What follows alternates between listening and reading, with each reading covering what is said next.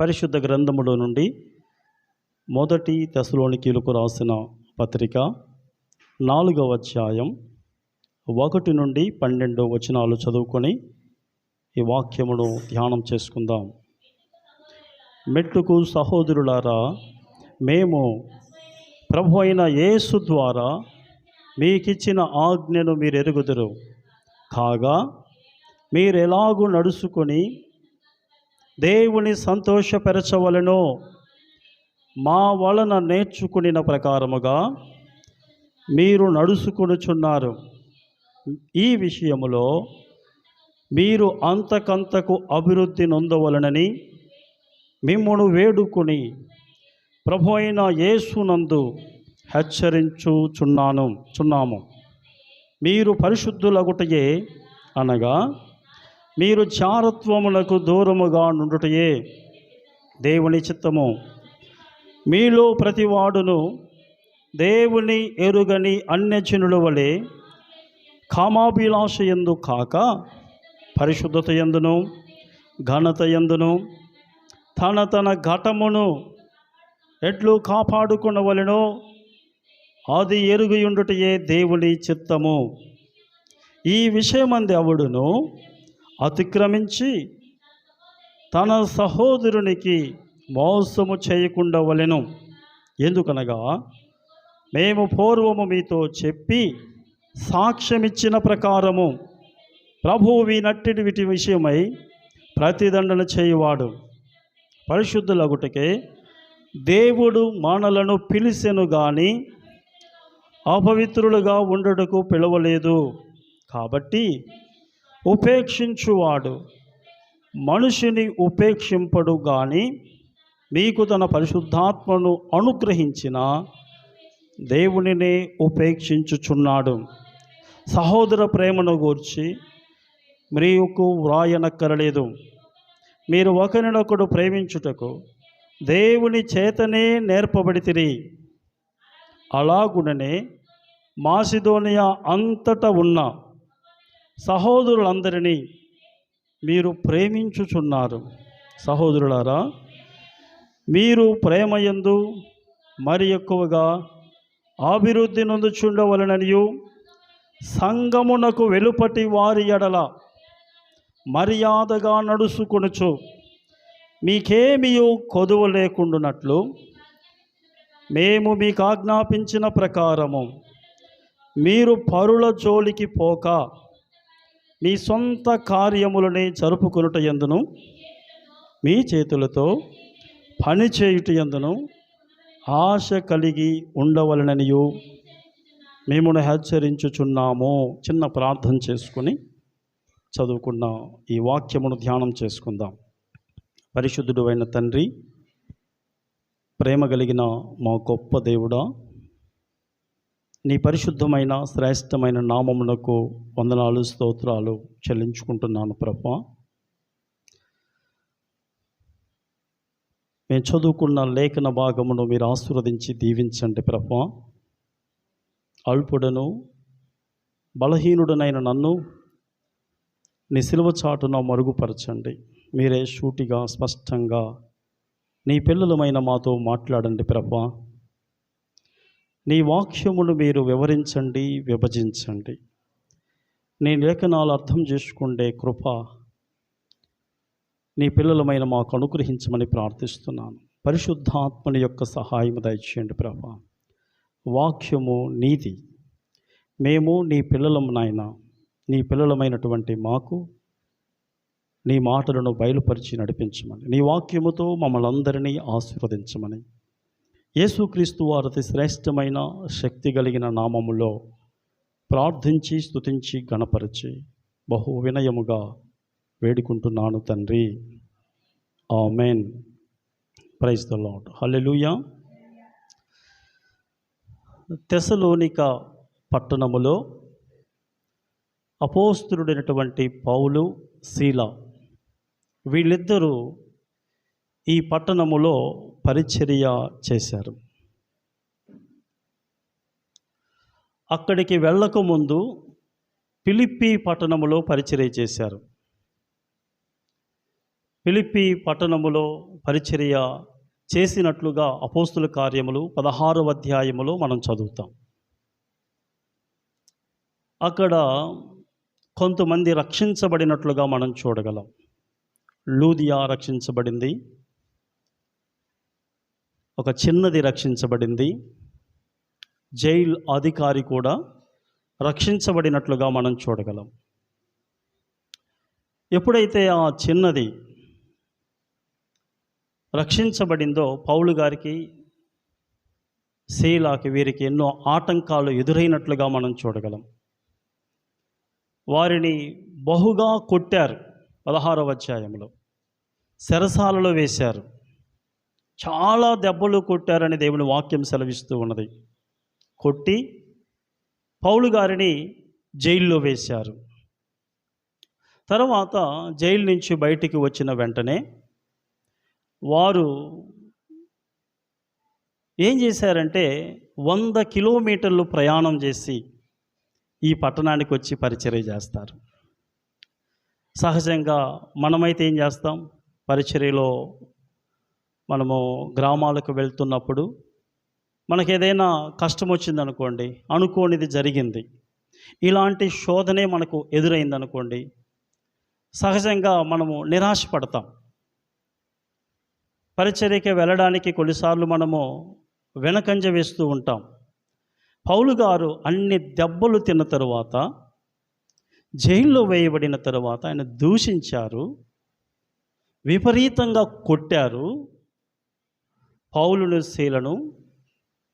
వారు ఆ గ్రామమును వదిలిపెట్టి ఎక్కడా నిరాశపడకుండా, వెనుకంజ వేయకుండా అక్కడి నుంచి మరి 100 మైళ్ళు దూరము ప్రయాణం చేసి తెసలోనిక అనే పట్టణానికి వచ్చి అక్కడ అపోస్తుల కార్యములు 17వ అధ్యాయములో 3 వారాలని ఉన్నది, కానీ ఇంకా ఎక్కువ కాలమే అక్కడ ఉండి పరిచర్య చేసి కొంతమందిని ప్రభువులోనికి నడిపించినట్లుగా మనము అపోస్తుల కార్యములు 17వ అధ్యాయములో చదువుతాం. అపోస్తుడైనటువంటి పౌలు ఈ పట్టణములో పరిచర్య చేస్తున్నప్పుడు ఫిలిప్పీ పట్టణములో పౌలు గారి పరిచర్య ద్వారా రక్షించబడినటువంటి వారు పౌలు గారికి కొంత ఆర్థిక సహాయాన్ని అందించినట్లుగా మనం చూడగలం. పౌలు గారు ఏమంటారంటే, ఫిలిప్పీలకు రాసిన పత్రిక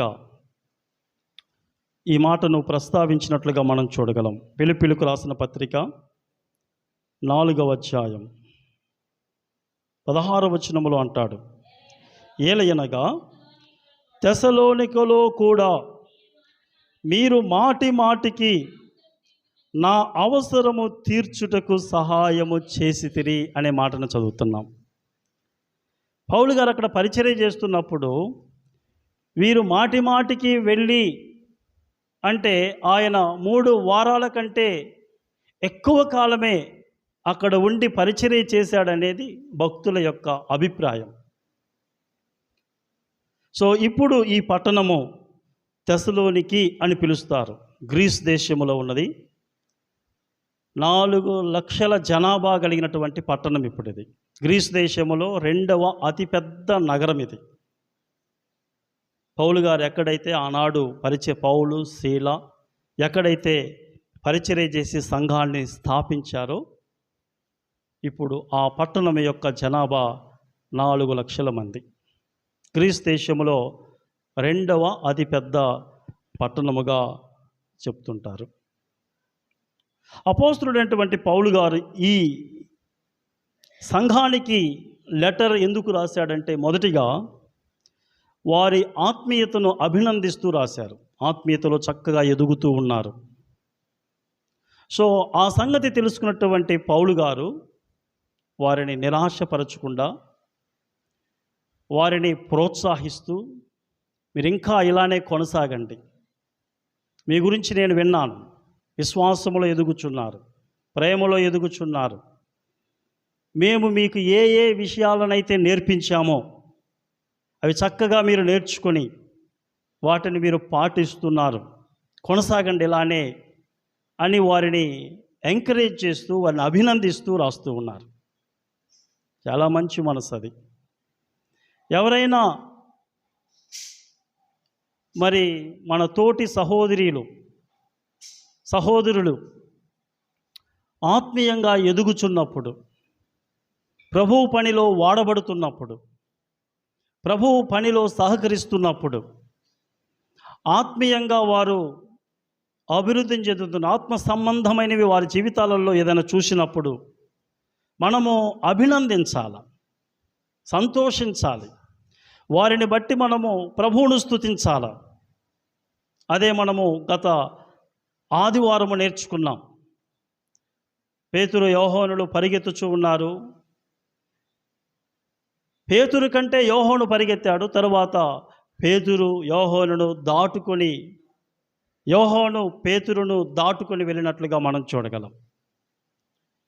దాని అర్థం ఏంటో మనము ఆత్మీయంగా మనం చూసాం. ఇద్దరిలో ఆసక్తి ఉన్నది. పేతురు ముందు పరిగెత్తాడు, పేతురును దాటుకొని యోహాను పరిగెత్తినట్లుగా మనం చూడగలం.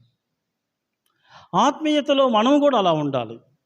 ఎవరిలోనైనా ప్రభువు పట్ల ఎవరైనా శ్రద్ధ చూపిస్తున్నప్పుడు, ఆసక్తి కలిగి ఉన్నప్పుడు, అది ప్రార్థనలో కావచ్చు, వాక్యములో కావచ్చు, దేంట్లోనైనా కావచ్చు, మనము వారిని బట్టి దేవుణ్ణి స్తుతించాలి, అభినందించాలి.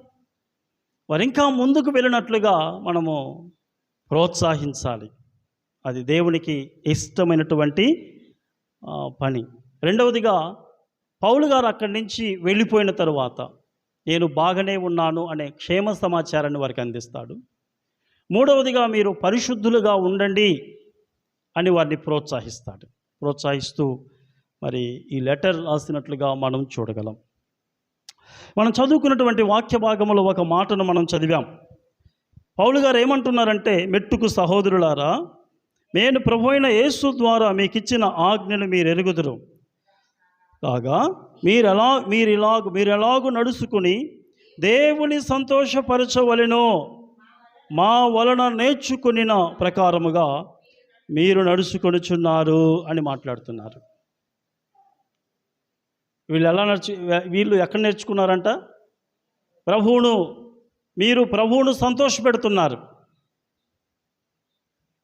ఎక్కడ నేర్చుకున్నారు? అది పౌలు గారి దగ్గర నేర్చుకున్నారు. ప్రభువును సంతోషపెట్టడం అది పౌలు గారి యొక్క మనస్తత్వం. అది మన మనసు అయి ఉండాలి. యేసు ప్రభు వారిని మనము నమ్ముకున్న తరువాత మనము దేవుని సొత్తు అయి ఉన్నాం, మనము దేవుని పిల్లలమై ఉన్నాం. క్రీస్తు రక్తము చేత మనలను కొనుక్కున్నాడు. ఆయన మనకు ఒక ముద్ర వేశాడు. మనము ఆయన వారమని, మనము ఆయన సొంతమని తెలియజేయడానికి మనం ఆయన సొత్తు అయి ఉన్నాం. మీరు విలువ పెట్టి కొనబడి ఉన్నారు. మీరు మీ సొత్తు కాదు, దేవుని సొత్తు అని దేవుని వాక్యములో మనం చదువుతున్నాం. మనము దేవుని సొత్తు అయి ఉన్నాం. మనము దేవునికి చెందినటువంటి వారం. మనం యేసు ప్రభు వారిని నమ్ముకున్నటువంటి ఆ క్షణమునందు సంపూర్ణంగా మనం ఆయన అధికారము క్రిందికి వచ్చి ఉన్నాం. మన మీద మనకు ఎలాంటి అధికారము లేదు. అందుకని మనం ఆ రోజు ఏం ఒప్పుకున్నామంటే యేసు ప్రభు అని ఒప్పుకున్నాం. యేసు ప్రభు అని నీ నోటితో ఒప్పుకొని ఆయన మృతులలో నుండి తిరిగి లేసినని నీ హృదయమందు విశ్వసించిన ఎడల నువ్వు రక్షించబడుదువు. మన నోటితో ఏం ఒప్పుకున్నామంటే యేసును ప్రభువుగా ఒప్పుకున్నాం. అంటే ప్రభువా, ఈ రోజు నుంచి నీ అధికారము కింద జీవించడానికి నేను ఒప్పుకుంటున్నాను, నేను అంగీకరిస్తున్నాను అని మనం ఆ రోజు ఒప్పుకున్నాం. కనుక మనము ప్రభువును నమ్ముకున్నటువంటి ఆ క్షణము నుంచి కూడా మన లక్ష్యము, మన గురి, మన ధ్యేయం అంతా కూడా మన ప్రభువును ఎలా సంతోషపెట్టాలా అనే దాని మీద ఉండాలి. ఉదయం లేచినప్పటి నుంచి సాయంకాలం పడుకునేంత వరకు కూడా నేను ఏం చేస్తే నా ప్రభువు సంతోషపడతాడు, నేను ఎలా మాట్లాడితే నా ప్రభువు సంతోషపడతాడు, నేను ఎలా ఆలోచిస్తే నా ప్రభువు సంతోషపడతాడు, నేను ఎలా చూస్తే నా ప్రభువు సంతోషపడతాడు. ఈ విధమైనటువంటి మనసుతో మనము జీవించాలి. ఇక్కడ పౌలు గారు ఏమంటున్నారంటే, మీరు నేర్చుకునిన మా వలన నేర్చుకునిన ప్రకారముగా మీరు నడుచుకొనుచున్నారు. పౌలు గారి యొక్క మనసు ఏంటంటే ఎప్పుడూ ప్రభువును సంతోషపెట్టడమే. ఆయన పరిచర్యలో ఎప్పుడు సందేశం అందించినా, ఎప్పుడు వాక్యం అందించినా మనుషులు ఏమి కోరుకుంటున్నాడో అది అందించేవాడు కాదు. దేవుడు ఆయనను ఏమి చెప్పమన్నాడో, ఎలా బోధించమన్నాడో అలానే బోధించి ప్రభువును సంతోషపెట్టేవాడు. ఇదే తెస్సలోనికీయులకు రాసిన పత్రికలో ఆ మాట అంటాడు. 2వ అధ్యాయం 4వ వచనంలో ఏమంటాడు? సువార్తను మాకు అప్పగించుటకు యోగ్యులమని దేవుని వలన ఎంచబడిన వారమై మనుషులను సంతోషపెట్టువారము కాక మన హృదయములను పరీక్షించు దేవునినే సంతోషపెట్టువారమై బోధించుచున్నాము. దేవుణ్ణి సంతోషపెట్టే బోధ, దేవుణ్ణి సంతోషపెట్టే బోధ అంటే దేవుడు చెప్పమన్నది చెప్పడమే దేవుణ్ణి సంతోషపెట్టే బోధ. వాక్యములో ఉన్నది ఉన్నట్లుగా బోధించడమే దేవుణ్ణి సంతోషపెట్టే బోధ. వాక్యములో ఏమున్నదో కలపకుండా తీసివేయకుండా బోధించడమే దేవుడు సంతోషపెట్టే బోధ. మనం ఈ మధ్య ప్రతి శుక్రవారం కూడా ఎహెజ్కేలు గ్రంథాన్ని ధ్యానం చేసుకుంటూ ఉన్నాం. మనం పోయినసారి జ్ఞాపకం చేసుకున్నాం. ఎహెజ్కేలుతో దేవుడు మాట్లాడతాడు. వారిని పశ్చాత్తాపపడమని, వారు ఇంకా 70 సంవత్సరాలు అక్కడ ఉండబోతున్నారని, 70 సంవత్సరాల తరువాత వారు ఆ స్థిర నుంచి బయటకు వస్తాడనే విషయాలు దేవుడు ఇర్మియా ద్వారా మాట్లాడాడు. అదే రీతిగా ఎహెజ్కేలు ద్వారా దేవుడు మాట్లాడాడు. కానీ ఈలోపు కొంతమంది అబద్ధ ప్రవక్తలు బయలుదేరి వారికి ఏమని బోధించడం ప్రారంభించారంటే, మీరు 70 సంవత్సరాలు ఉండరు. ఈలోపు యెరూషలేము నుంచి మన ప్రజలు వచ్చి బబులోను దేశం మీద దాడి చేసి యుద్ధం చేసి బబులోనీయులను ఓడించి మనల్ని విడిపించుకొని వెళ్తారు. అలాంటి బోధ చేశారు. అంటే త్వరగా మీకు విడుదల కలుగుతుంది, త్వరగా మీకు విడుదల కలుగుతుంది, మీరు త్వరగా వెళ్ళిపోతారు, మీ ప్రాంతాలకు వెళ్ళిపోతారు, మీ ఇళ్ళకి వెళ్ళిపోతారు, మీరు సంతోషంగా ఉండొచ్చు అనే బోధలు చేయటం ప్రారంభించారు. ఎహెజ్కేలుతో దేవుడు ఏమన్నాడంటే, లేదు ఎహెజ్కేలు, వారు 70 సంవత్సరాలు ఇక్కడ ఉండబోతున్నారు. ఇప్పుడు నువ్వు చెప్పే బోధ కూడా వారు వినరు. కానీ ఎహెజ్కేలుతో దేవుడు ఏం చెప్పాడంటే, వారు వినినా వినకపోయినా నేను చెప్పింది చెప్పు. వాక్యానుసారమైనటువంటి బోధ, దేవుడు చెప్పమైనటువంటి బోధ, దేవుడు సంతోషించే బోధను ప్రజలు నిర్లక్ష్యం చేస్తున్నారు, సరిగా వినటము లేదని ఆనాడే దేవుడు అన్నాడు.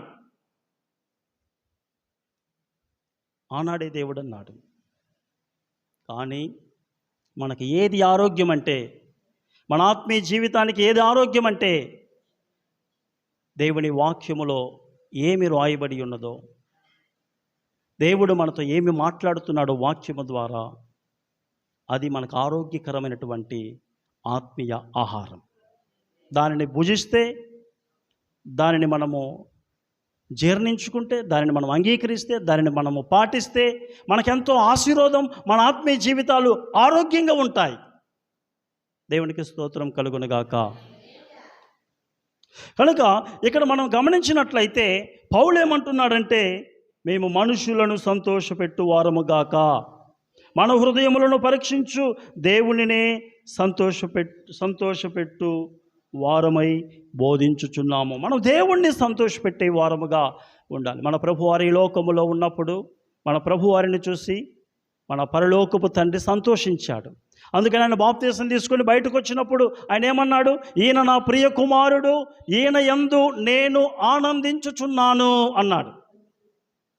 యేసుప్రభువారు మత్తయి సువార్త 3వ అధ్యాయం 17వ వచనంలో మాట అంటాడు, ఈయన యందు నేను ఆనందించుచున్నాను అంటాడు. అదే మత్తయి సువార్తలో మనము 17వ అధ్యాయం 5వ వచనంలో చూస్తే రూపాంతరపు కొండ మీద కూడా ప్రభువారు మాట్లాడితే మన ఈయన నా ప్రియ కుమారుడు, ఈయన యందు నేను ఆనందించుచున్నాను, మీరు ఈయన మాట వినుడి అనే మాటను మనం చదువుతున్నాం.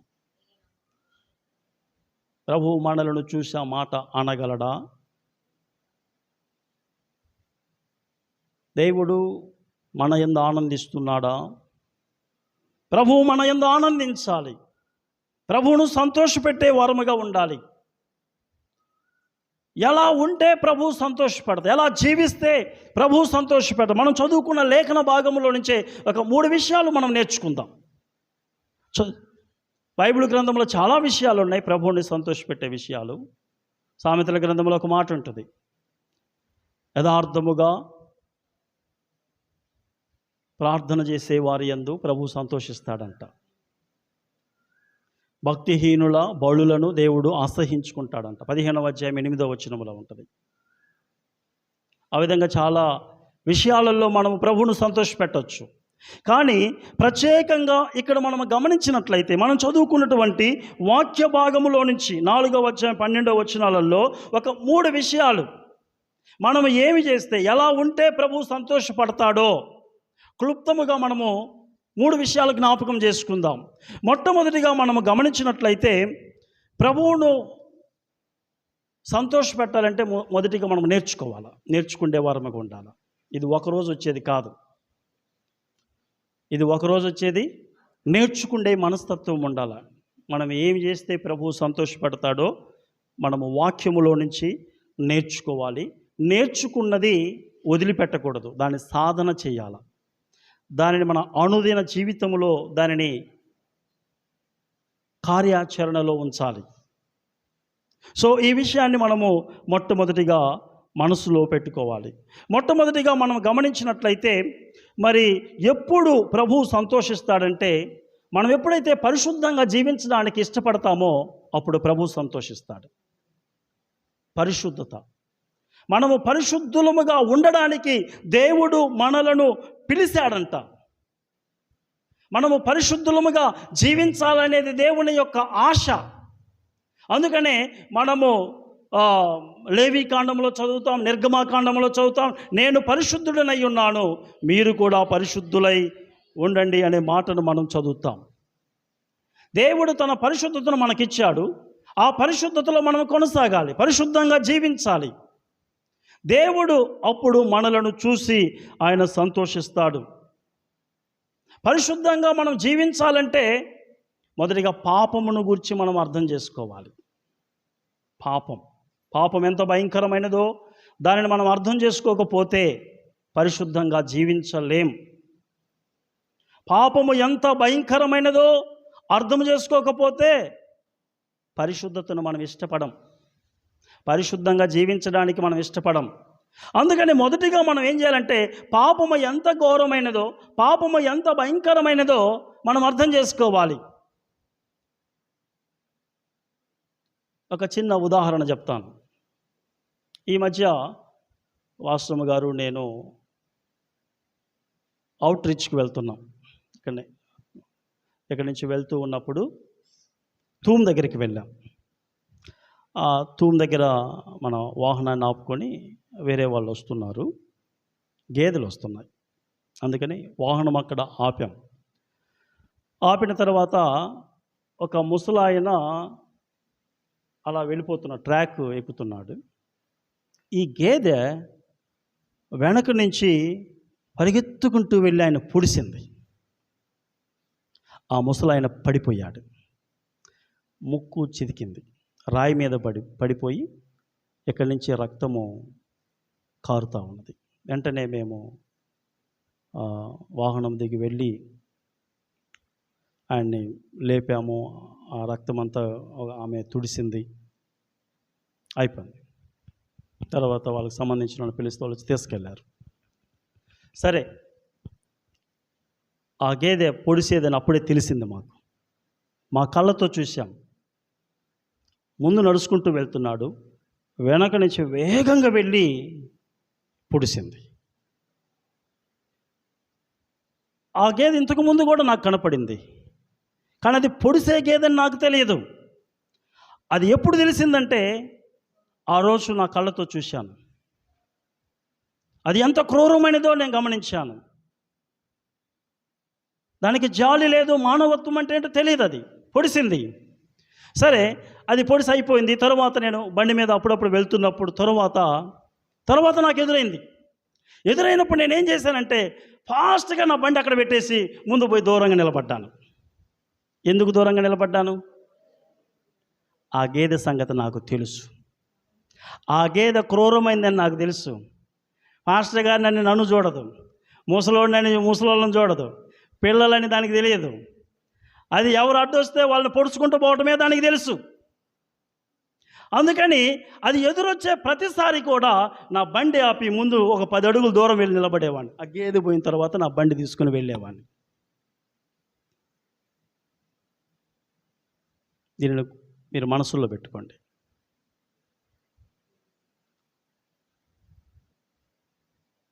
అదే రీతిగా మనం గమనించినట్లయితే మనల్ని ప్రేమించే ఒక వ్యక్తి గొల్లపురంలో వచ్చాడు. మన క్షేమాన్ని కోరుకుండే వ్యక్తి, మన రక్త సంబంధి. ఆ సంగతి ఎవరో మనకు చెప్పారు. ఇప్పుడు మనం ఏం చేస్తాం? ఆ వ్యక్తి ఎక్కడున్నాడో మనం తెలుసుకొని వెతుకులాడి మనం వెళ్ళి ఎక్కడున్నాడో మొత్తం వెతికి పట్టుకొని మన ఇంటికి తీసుకొచ్చుకుంటాం. ఎందుకని? ఈ గేదెను చూసినప్పుడేమో నేను పారిపోయాను. మనల్ని ప్రేమించే ఒక వ్యక్తి మన పట్టణానికి వచ్చినాడని తెలిసి నేనేం చేశాను? ఆ వ్యక్తిని వెతుక్కుంటూ వెళ్ళాను.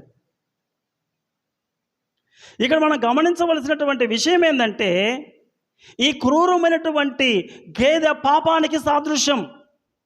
పరిశుద్ధత మన క్షేమాన్ని కోరుకుండే వ్యక్తికి సాదృశ్యం.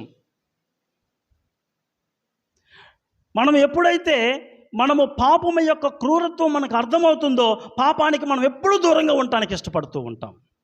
పాపము ఎంత భయంకరమైనదో దేవుని వాక్యములో మనం చదువుతున్నాం. గర్వించిన నెబుకద్నెజరు ఏమైపోయాడు? 7 సంవత్సరాలు గడ్డి మేసేటట్లుగా దేవుడు చేశాడు.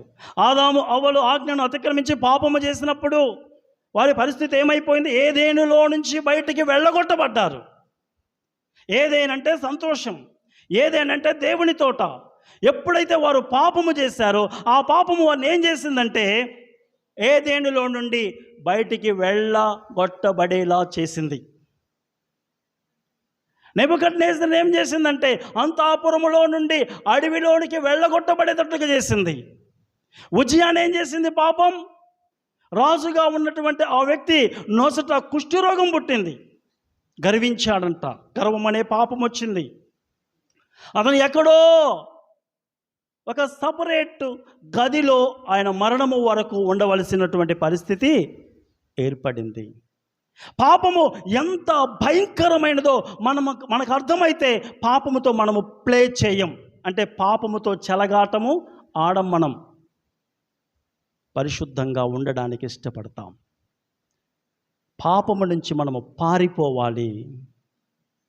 మనము ప్రభువు వెంట పడాలి, పరిశుద్ధత వెంట పడాలి. మనం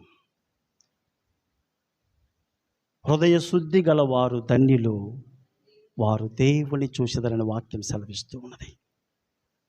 ఇక్కడ పౌలు ఏమంటాడంటే, ఏది దేవుని చిత్తమంటాం? పరిశుద్ధత యందును ఘనత యందును తన ఘటమును ఎట్లు కాపాడుకొనవలెనో అది ఎరుగి ఉండుటయే దేవుని చిత్తము అని మాట్లాడుతున్నాడు. తన ఘటములను ఎట్లు కాపాడుకొనవలెనో వెరిగి ఉండుటయే దేవుని చిత్తం. పైన ఏమంటాడు? మీలో ప్రతివాడును దేవుని ఎరుగని అన్యజనుల వలె కామాభిలాష యందు కాక పరిశుద్ధత యందును ఘనత యందును తన ఘటమును ఎట్లు కాపాడుకొనవలెనో అది ఎరుగి ఉండుటయే దేవుని చిత్తము అని రాయబడి ఉన్నది. మన దేహమును కాపాడుకోవాలి. ఇహలోక మాలిన్యము మనకు అంటకుండా మన దేహమును కాపాడుకోవాలి. ఇక్కడ ముఖ్యంగా పౌలు గారు ఏమంటున్నారంటే, దేహమును గురించి మాట్లాడుతూ ఆయన ఘటము అని మాట్లాడుతున్నాడు. ఘటము అంటే కుండ అని అర్థం. చాలాసార్లు మనము చెప్పుకున్నాం కూడా. కుండ, చిన్నప్పుడు ఒకసారి నీళ్ళు తెస్తుంటే, స్టీల్ బిందెతో నీళ్ళు వేస్తుంటే ఆ బోరింగ్ దగ్గర చిన్న పిల్లలం కదా, అది మాకేమేమి ఆ బిందెను ఎత్తుకుండే క్రమంలో టపామణి కింద పడిపోయింది. కానీ అది పగిలిపోలేదు. ఎందుకు పగలలేదు? అది స్టీల్ది కాబట్టి పగలలేదు. అదే కుండ అయితే మళ్ళీ మా అమ్మమ్మ గారు దాన్ని ఏదో ఒక రకంగా ఆ సోట తీసి మళ్ళీ వాడుకోవటం ప్రారంభించారు. అదే కుండ అయితే పగిలిపోయేది. మళ్ళీ వాడుకోవడానికి ఉపయోగపడేదేనా? లేదు. అందుకని పౌలు గారు ఏమంటున్నారంటే, మన దేహమును ఇహలోక సంబంధమైన మాలిన్యము, పాపము అంటకుండా కాపాడుకోవాలి. ముఖ్యంగా లౌంగిక పరమైనటువంటి పాపము అంటకుండా కాపాడుకోవాలి అని మాట్లాడుతున్నాడు. అది భయంకరమైనటువంటి పాపం. ఆ పాపాన్ని జయించినటువంటి యోసేపును మనం ఎక్కడ చూస్తామంటే సింహాసనం మీద చూస్తాం. ఆ పాపానికి లోబడినటువంటి సాంసోన్ని ఎక్కడ చూస్తాం? ఎలా చూస్తాం? ఎలాంటి పరిస్థితుల్లో చూస్తాం? కళ్ళు పేకబడి ఫిలిస్తీయుల ఇళ్లల్లో తిరగలి విసురుతూ కదా. పాపం అలా చేస్తుంది. పాపానికి చోటిస్తే మన బ్రతుకులను అలా చేస్తుంది. అందుకనే మనము పరిశుద్ధంగా జీవించడానికి ఇష్టపడాలి. మనం ఎప్పుడైతే పరిశుద్ధతను ఇష్టపడతామో మనం చూసి దేవుడు సంతోషిస్తాడు. రెండవదిగా గమనించినట్లయితే ఇక్కడే ఒక విషయాన్ని నేను మీకు జ్ఞాపకం చేస్తాను. దానికంటే ముందుగా మరి ఒక వచనాన్ని మనము చదువుకొని మనము ముందుకు వెళ్దాం. కొలసీలకు రాసిన పత్రిక 3వ అధ్యాయం 5వ వచనాన్ని చదువుకుందాం. ఒక వచనాన్ని చదువుకొని మనం ముందుకు వెళ్ళిపోదాం. కావున భూమి మీదనున్న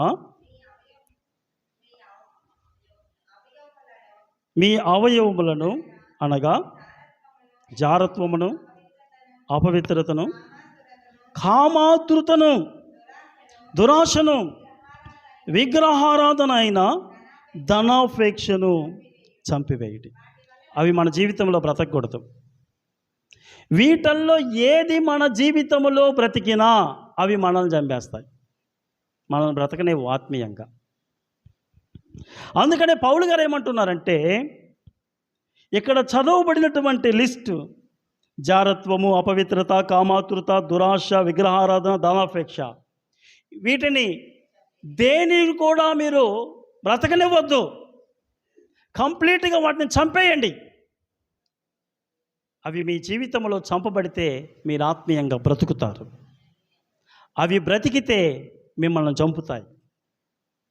కనుక వాటికి మన జీవితంలో చోటు ఇవ్వకూడదు. రెండవదిగా గమనించినట్లయితే దేవుణ్ణి మనము ఎలా సంతోషపెట్టగలమంటే మన చుట్టూ ఉన్న వారిని ప్రేమించడం ద్వారా దేవుణ్ణి మనము సంతోషపెట్టగలం. తెస్సలోనికీయులకు రాసిన పత్రిక 4వ అధ్యాయం 9వ వచనంలో మాట రాయబడి ఉంటుంది. సహోదర ప్రేమను గురించి మీకు రాయనక్కరలేదు, మీరు ఒకరినొకడు ప్రేమించుటకు దేవుని చేతనే నేర్పబడితిరి అనే మాటను మనం చదువుతున్నాం. ప్రేమను గురించి మాట్లాడుకునేటప్పుడు మనం దేవుని దగ్గరే నేర్చుకోవాలి. దేవుడు ప్రేమామయుడు. నిజంగా ఆయన ఎలా ప్రేమించాడో దేవుని వాక్యములో మనము చదివినట్లయితే మనకు అర్థమవుతుంది. దేవుడు మనల్ని ఎంత ప్రేమించాడో అర్థం కావాలంటే మనము చాలాసార్లు జ్ఞాపకం చేసుకున్నట్లుగా సిలువ దగ్గరికి వెళ్తే మనకు అర్థమవుతుంది. ఆయన మన కొరకు అన్నీ సహించాడు. కొరడా దెబ్బలను సహించాడు, ఆయన ముఖం మీద ఉమ్మి వేసిన సహించాడు, ఈడ్చినా సహించాడు, ఆయన బాధ పెట్టినా సహించాడు, అపహసించినా సహించాడు, ఎగతాళి చేసినా సహించాడు. మన కోసం సహించాడు, ఎందుకంటే మనల్ని ప్రేమించాడు. మన కోసము మనల్ని ఎంతో ప్రేమించాడు. దేవుడు లోకమును ఎంతో ప్రేమించును అనే మాటను మనం చూస్తూ ఉన్నాం. కనుక మనము ఎప్పుడైతే ఈ ప్రేమను అలవాటు చేసుకోవాలి, మన తోటి సహోదరులను ప్రేమించాలి, ఇరుగు పొరుగు వారిని ప్రేమించాలి, గ్రామస్తులను ప్రేమించాలి. దేవుడు మనలను ప్రేమించాడు, మనము కూడా ప్రేమించాలి. మనము ఇతరుల పట్ల చూపించే ప్రేమ వారి బలహీనతల మీద ఆధారపడి ఉండకూడదు. దేవుడు మన పట్ల చూపించే ప్రేమ మీద ఆధారపడి ఉండాలి. అప్పుడే దేవుడు సంతోషిస్తాడు. దేవుని వాక్యములో మనం గమనించినట్లయితే యోహాను సువార్త 13వ అధ్యాయంలో ఒక మాట మనం చదువుతాం. యోహాను సువార్త 13వ అధ్యాయం 34, 35 వచనాలలో, మీరు ఒకరినొకరు ప్రేమింపవలెనని మీకు క్రొత్త ఆజ్ఞ ఇచ్చుచున్నాను, నేను మిమ్మును ప్రేమించినట్టే మీరును ఒకరినొకరు ప్రేమింపవలెను. మీరు ఒకని ఎడల ఒకడు ప్రేమ గలవారైన ఎడల దీనిని బట్టి మీరు నా శిష్యులని అందరూ తెలుసుకుందరను. నేను మిమ్మల్ని ఎలా ప్రేమించానో మీరు కూడా ప్రేమించాలి. శిష్యులతోటి ప్రభువారు మాట్లాడుతున్నాడు. ప్రభువారు వాళ్ళని ఎప్పుడు ఎలా ప్రేమించాడు? 12 మంది శిష్యులలో ఒక్కళ్ళన్నా ఆయన చిత్తానుసారంగా జీవిస్తున్నారా, లేకపోతే ఆయనను సంతోషపెట్టే ప్రవర్తన కలిగి ఉన్నారా అంటే మనకు అనుమానమే. సిలువ తర్వాత వారి జీవితాలు వేరుగా ఉన్నాయి, కానీ అప్పటి వరకు మాత్రము యోహాను యాకోబులో భయంకరమైన కోపాన్ని మనం చూడగలం, తోమాలో అనుమానాన్ని మనం చూడగలం, పేతురులో తొందరపడి మాట్లాడటం మనం చూడగలం, యోధాలో నమ్మక ద్రోహి దాగి ఉన్నాడు, ఆంద్రేయ అసలు మాట్లాడేవాడు కాదు కదా, పలకరించినా కానీ మాట్లాడరు కొంతమంది. అలా ఉండేవాడు ఆంద్రేయ. ఒక ఆయనేమో తొందరగా మాట్లాడేవాడు, ఒక ఆయనేమో అసలు మాట్లాడు. రెండూ ఇబ్బందే. ఎక్కువ మాట్లాడిన ఇబ్బంది, అసలు మాట్లాడకపోయినా ఇబ్బందే. అవునా కదా? కనుక ఇక్కడ మనం ఇన్ని రకాల మనస్తత్వాలు కలిగినటువంటి వారిని ప్రభువారు ఏమన్నారు? పేతురు, నీకు తొందరపడి మాట్లాడే మనస్సు, నువ్వు తొందరపడి మాట్లాడుతున్నావు, నువ్వు నా శిష్యుడిగా ఉండటానికి పనికిరావన్నాడా? తోమా, నువ్వు అనుమానస్తుడివి, నా శిష్యుడిగా పనికిరావన్నాడా? లేదు. వారిని చివరి వరకు అందరినీ ప్రేమించాడు. యూదాను కూడా ప్రేమించాడంటే అర్థం చేసుకోండి. యూదాను కూడా చివరి వరకు ప్రేమించే అవకాశం ఇచ్చాడు. యూదా అవకాశాన్ని సద్వినియోగం చేసుకోండి, మారు మనసు పొంది పశ్చాత్తాపడలేదు. ప్రభువారిని అమ్మి తర్వాత మనశ్శాంతి లేక ఉరిపెట్టుకొని చచ్చిపోయాడు. ఇక్కడ ప్రభువారు ఏమంటున్నారంటే, నేను మిమ్మల్ని ఎలా ప్రేమించానో మీరు కూడా అలానే ఒకరినొకరు ప్రేమించుకోవాలి. కారణాలు చెప్పకూడదు. అలా నా మాట ఏంటండి, నేను చెప్పినట్టు చేయరండి, నేను ఎందుకు ప్రేమించాలా? ఎందుకు ప్రేమించాలంటే ప్రభు చెప్పాడు కాబట్టి ప్రేమించాలా. ఎందుకు ప్రేమించాలంటే ప్రభువు మనల్ని ప్రేమిస్తున్నాడు, మనం కూడా ప్రేమించాలా. మనం ప్రభు ప్రేమను పొందుకుంటున్నాం, దాన్ని పంచిపెట్టాలి. కనుక అప్పుడే ప్రభు సంతోషిస్తాడు.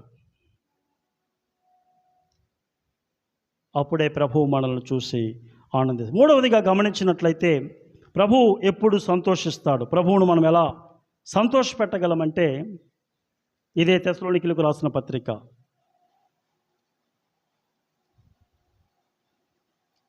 'చివరిగా మనము ఈ మాటను ధ్యానం చేసుకొని ముగించుకుందాం. 4వ అధ్యాయం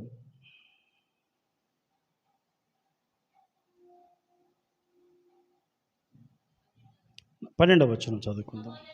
సహోదరులారా,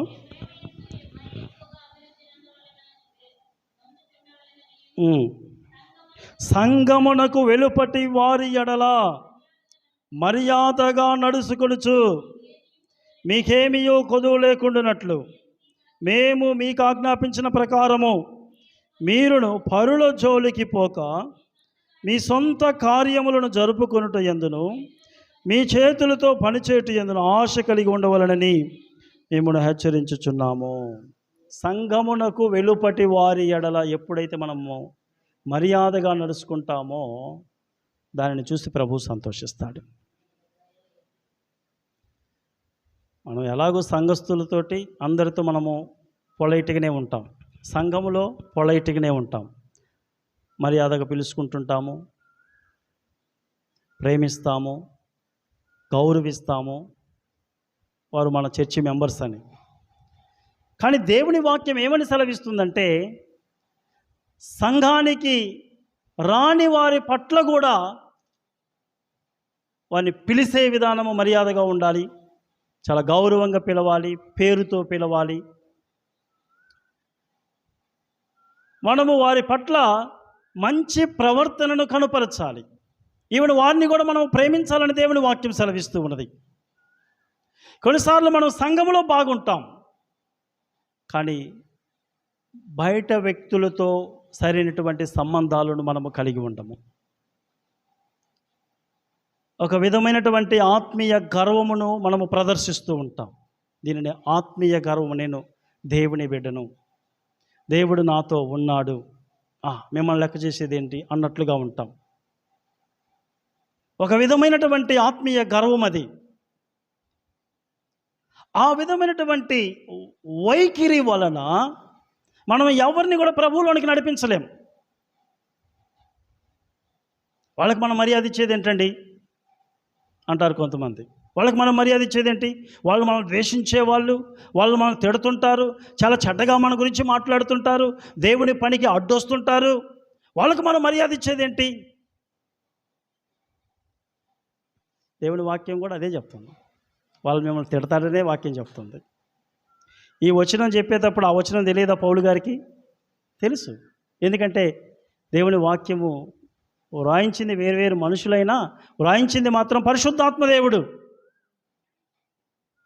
దేవుని వాక్యము లోకస్తులు, బయట వారు సంఘము పట్ల ఎలాంటి వైఖరిని కలిగి ఉంటారో దేవుని వాక్యంలో స్పష్టంగా వ్రాయబడి ఉంటుంది. మత్తయి సువార్త 5వ అధ్యాయంలో ఏముంటుందంటే, మత్తయి సువార్త 5వ అధ్యాయంలో ఏముంటుంది? ఇక్కడ, నా నిమిత్తము జనుడు మిమ్మల్ని నిందించి హింసించి మీ మీద అబద్ధముగా చెడ్డ మాటలలో పలుకున్నప్పుడు మీరు ధన్యులు, సంతోషించి ఆనందించుడి, పరలోకమందు మీ ఫలం అధికమగును. ఇలాగున వారు మీకు పూర్వమందు ప్రవక్తలను హింసించిరి అనే మాట చదువుతున్నాం. కొంచెం మీరు 16వ వచనంలో చూస్తే ఏమంటారంటే, మనుషులు మీ సత్క్రియలను చూసి పరలోకమందున్న మీ తండ్రిని మహిమపరచునట్లు వారి ఎదుట మీ వెలుగు ప్రకాశింపనీయుడి. సంఘానికి రానటువంటి వారు మనం ద్వేషిస్తారు. సంఘానికి రానటువంటి వారు అందరూ ఒకలాగుండరు. ప్రేమించే వాళ్ళు కూడా ఉంటారు, మనం ద్వేషించే వాళ్ళు కూడా ఉంటారు.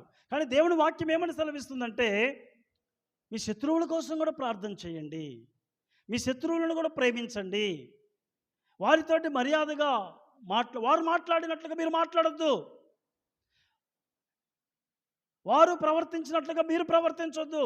వారు వాక్యం చదవటం లేదు, వారికి దేవుడు అంటే ఎవరో తెలియదు కాబట్టి వారు ఎలాగైనా ప్రవర్తిస్తారు, ఎలాగైనా మాట్లాడతారు, ఎలాగైనా ఉంటారు. కానీ మనము వాక్యాన్ని చదివే బిడ్డలం, దేవునితో సంబంధాన్ని కలిగినటువంటి వారం. ప్రతిరోజు కూడా మనం బైబిల్ చదువుతూ ఉంటాం.